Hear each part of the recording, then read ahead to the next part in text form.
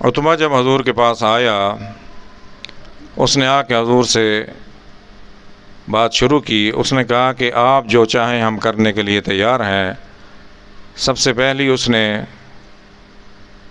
حضور کو جو پیشکش کی، اس نے کہا کہ ہم آپ کو اپنا سردار بنانا چاہتے ہیں۔ اگر آپ چاہتے ہیں کہ آپ کو سرداری دی جائے، ہم عرب کے سارے قبائل مل کے آپ کو اپنا سردار بنا لیں گے، ہم اس کے لیے تیار ہیں۔ اگر آپ بادشاہ چاہتے ہیں تو ہم آپ کو اپنا بادشاہ بنانے کے لیے بھی تیار ہیں، اور اگر آپ کو دولت چاہیے تو ہم آپ کے لیے اتنی دولت جمع کر دیں گے کہ عرب کا کوئی رئیس آپ کا مقابلہ نہیں کر سکے گا۔ دو اور فرمائشیں کی، وہ مناسب نہیں ہیں بیان کرنی حضور کی شان کی نسبت سے۔ جب اس نے اپنی بات چیت مکمل کر لی تو حضور نے فرمایا کہ تم نے اپنی بات مکمل کر لی ہے؟ اس نے کہا میں نے اپنی بات مکمل کر لی۔ حضور نے فرمایا اب تم سنو، جو میں کہتا ہوں اب وہ تم سنو۔ حضور نے 13 آیات تلاوت فرمائیں۔ چونکہ عربی تھا اور عرب کے ادب سے بھی واقف تھا، خود شاعر تھا، سمجھتا تھا بات چیت کو۔ حامیم، حامیم یہ حروف مقطعات ہیں، لکھنے میں اکٹھے ہوں گے، حامیم اکٹھا لکھا جائے گا۔ اگر اس کو پڑھیں گے تو جدا کر کے، مقطع کا مطلب ہے قطع کر کے، جدا کر کے پڑھنا، پڑھنے میں جدا ہوں گے۔ ہا کو علیحدہ پڑھا جائے گا، میم کو علیحدہ۔ اگر اکٹھا پڑھیں گے تو ہم ہوگا۔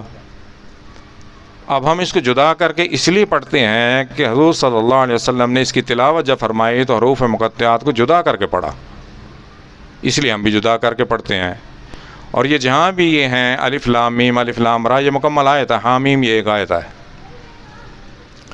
تنزیل من الرحمن الرحیم، نازل کیا گیا، اتارا گیا ہے رحمان، جو سب سے زیادہ مہربان ہے۔ رحمان کا معنی مہربان، مہربان نے نازل فرمایا ہے، جو کائنات میں سب سے زیادہ مہربان ہے۔ اللہ تعالیٰ سے زیادہ مہربان کوئی نہیں ہے۔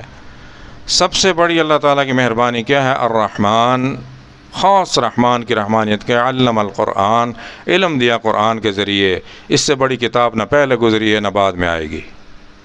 اس سے شان اور عظمت والی کتاب نہ پہلے تھی نہ بعد میں آئے گی۔ اور نبی کریم صلی اللہ علیہ وسلم جن کو یہ کتاب دی گئی ہے، جن پر نازل کی گئی ہے، اتنی شان والے نہ انبیاء میں پہلے آئے ہیں نہ حضور کے بعد کوئی آئے گا۔ یہ اللہ تعالیٰ نے مہربانی فرمائی۔ تنزیل من الرحمن الرحیم، جو رحم فرمانے والے ہیں۔ اللہ تعالیٰ سے بڑھ کر رحم فرمانے والا کوئی نہیں ہے کائنات میں۔ پوری کائنات پر اللہ تعالیٰ رحم فرماتے ہیں، اور جو اس کتاب پر عمل کرے گا، اس کو پڑھے گا، اس پر عمل کرے گا، اور آخرت میں وہی رحم کا حقدار ہوگا۔